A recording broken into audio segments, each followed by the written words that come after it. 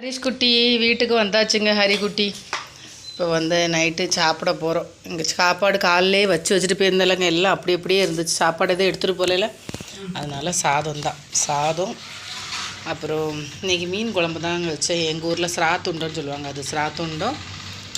அப்புறம் சிராத்துண்டம் போட்டு குழம்பு கொஞ்சம் வறுத்து வச்சுருக்கேன். அப்புறம் இது காலையிலேக்கு அபிக்குட்டிக்கு வச்சுருந்த வெண்டைக்காய் பொரியல், பாவக்காய் வதக்கி வச்சுருக்கேன். வெறும் ஒரு சின்ன பாவைக்காய் இருந்துச்சு. அந்த பாவைக்காய் ஒரு வெங்காயம் போட்டு பச்சை மிளகா, வேறு எதுவுமே போடலங்க, அப்படி வதக்கி வச்சுருக்கேன். லைட்டாக உப்பும் போட்டு வதக்கி வச்சுருக்கேங்க. சாப்பிட வேண்டியது. அப்புறம் இது சாம்பார் சூடு பண்ணி வச்சுருக்கேன். மீன் குழம்பு மிச்சம் இருந்தால் கூட காலைல சாப்பிட்டுக்கலாம். அப்படியுமா உப்பு வா உட்கார். தண்ணி எல்லாம் எடுத்தாச்சுல, வந்து உட்கார். ஹரிஷ் குட்டியில் சாப்பிட வாங்கன்னு சொல்லுங்கள்.